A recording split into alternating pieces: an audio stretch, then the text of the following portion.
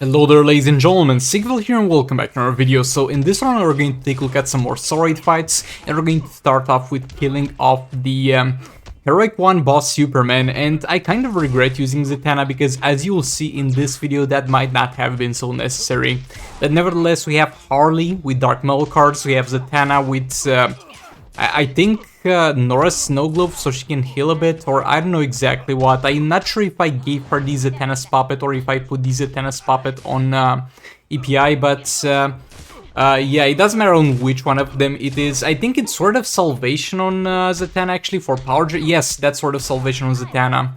And we're gonna try to get to max stacks as soon as possible. It's kind of a balancing act with Zatanna when you have sort of Salvation, because you don't want to steal all the power of the enemy, because you want him to have power so you can steal with abilities and not basic attack hits, because the amount of damage you get is going to be based on how much power you can steal.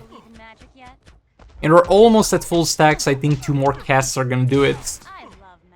There we go, 1 more. Yeah, that's it, 300% damage, and Harley's gonna get in there and also get her super move out of the way. Superman is getting close to the point where he's gonna trigger the debuff that he inflicts on himself. He's gonna get more defense as that red bar grows, but when it reaches max, he's gonna take a lot of damage. So right now we're dealing decent damage already, 800k dots on crits. But as soon as that activates, I think we had 1 million crits though. We already have 1 million crits, but this is gonna put me all the way up to 7 mil. I don't know who wrote these modifiers or how the modifiers interact on top of the Zatanna buff, but boy, this man is not doing himself a favor with that passive, I'm gonna say that much. And we got a garbage reward. In case you missed it, it was Multiverse Black Lightning plus the Amulet of Might. Now we're going to fight boss Something here, and we're going to use Mr. Freeze with Raven, and on Mr. Freeze we're going to have the Puppet of Zatanna, and on Raven we're gonna have Sword of Salvation basically to generate some power a little bit. There we go, 5 stacks. Mr. Freeze also doing the super move. You need to get to maximum stacks with Mr. Freeze passive before you start using the Zatanna's Puppet, because once that buff activates, you're not gonna get any more passive stacks, because you're not spending power, because that's how Mr. Freeze gets his damage buffs. There we go, Mr. Freeze in there on 5 darkness stacks, and we're just gonna push this man to a corner, try to freeze him to death. And the damage is okay, is decent, it is better than other stuff that we've seen so far. It's far more convenient gameplay, because you're gonna basically have an infinite combo because of the unblockable that you're able to do. But it's not gonna be the best thing in the world either. It's gonna be decent. You can optimize the gameplay a little bit more. Maybe I should be spamming Special 2 instead of also doing basic attack hits in there.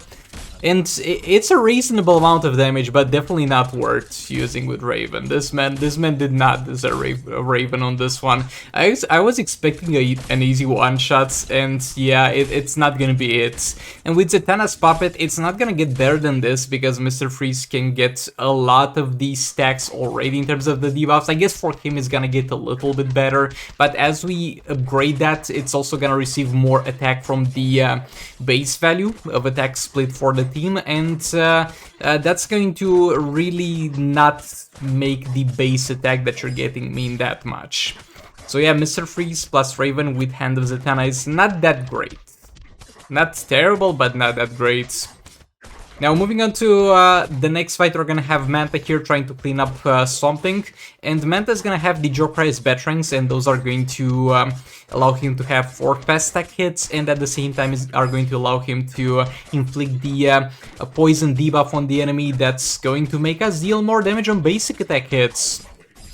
That's pretty much what we're going to try to attempt to do here. Kill him with basic attack hits. He's immune to dot damage, so dot damage is not gonna do well here. Also has lethal resistance, but Manta does not care right now because we're not using him with Brainiac, where we would care about lethal. Yeah, that's about it for my boy Something as well. Pretty easy cleanup. I was hoping I wouldn't have to clean up, but looks like we had to. Next up, this was one of the more annoying fights. Like, this man, Dr. Fate, is one annoying guy.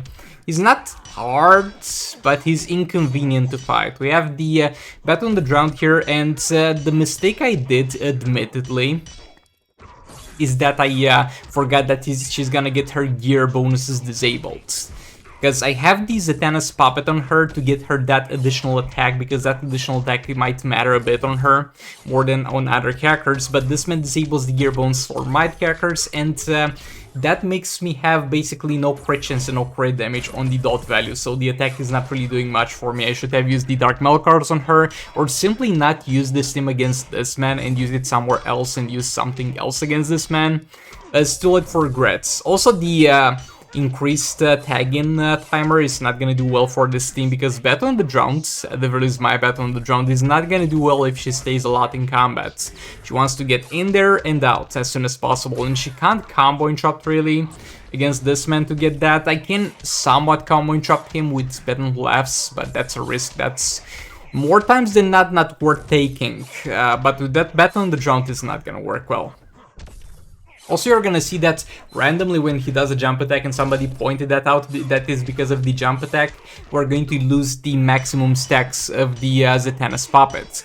Why is that? Because the dot damage of Battle on the Drowned is going to be regarded as a negative effect. When the enemy jumps, they are going to jump out of the dot damage and lose that negative effect, but as soon as they land again, they are going to be affected by that negative effect again, which is kind of cringe if you ask me, because this man actually is going to be underwater anyway, because it's gonna be a map-wide thing, but somehow he can jump out of it. Okay, so here we're going to revive Battle Labs. You can do that with Battle on the Drowned, no problem, and tagging just to get hit again. We have Beta Club on Battle Labs, but that's not gonna do a lot for us here. It's mainly for the applying of debuffs, really. See, I can kind of combo interrupt him with Battle Laughs, but with Battle Drowned, that's not gonna go too well. And we get hit here, she's almost dead. And here I mess up again because I forgot that I have longer tagging durations, and she was not ready to tag out, and she died. RIP. Doing a quick super move, we're back in final form. Gonna do a jump attack here to try and get some decent dot value, and yeah, the Beta Club is here just for the debuffs. 200k is the best we can do with it, and I get hit there with the third special, but yeah. That's about it for the Battle on the Drowned team. Like, with this team, it has not such great performance so far, but it's understandable because Battle on the Drowned really needs that passive attack from the artifact. She benefits from that a lot, and in like the previous soul rate, I had far higher soul rate artifacts to give her that passive attack that she desperately needed. In this one, we only have a level 1 Puppet of Zatanna, and it's just not gonna be enough for them.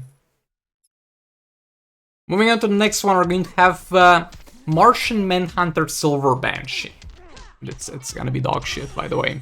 Dog shit performance of the Puppet of Zatanna on Silver Banshee. Like, on the first video I did trashing on the Puppet of Zatanna, there was some dude commenting, "Oh, you don't know what you're talking about. Use it on the proper teams. Use it on Mr. Freeze. Use it on Silver Banshee. Use it on the Batman Ninja team. You don't know what you're doing or talking about here." End of Zatanna is one of the best free-to-play artifacts that we ever got. It's out there with the Jokerized Batrigs. Yeah, sure, bro. Sure thing, bro. So let's do a little bit of a rewind. Batman Ninja team, good artifact for them. It's gonna be good in league rates, but in soul rates is going to eventually get outscaled by the Dark Metal cards.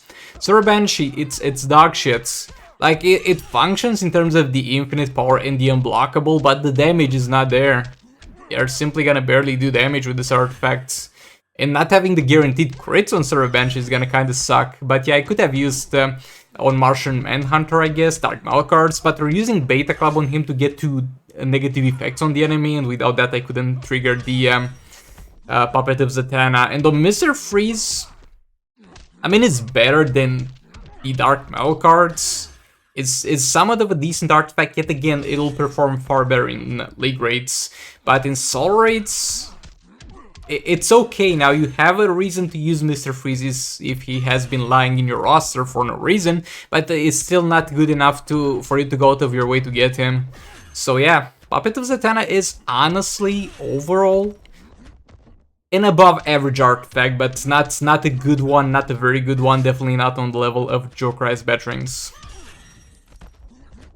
And the problem really comes down to the damage that those characters get, because you go out of your way to get to the point where you stack it properly and you get a lot of stacks of it.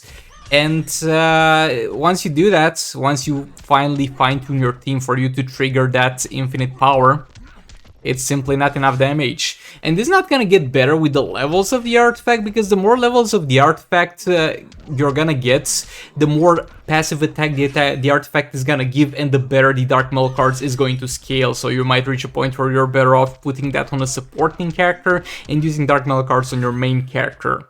And as far as the infinite power goes, for some teams that's gonna be a benefit, definitely, but for other teams that's gonna be a hindrance if you have to use this for passive stats and it randomly triggers and then takes away your power 1 second later. But all that being said, thanks so much for watching. Like the video if you liked it, dislike it if you disliked it, and I'll see you all in the next one. Goodbye!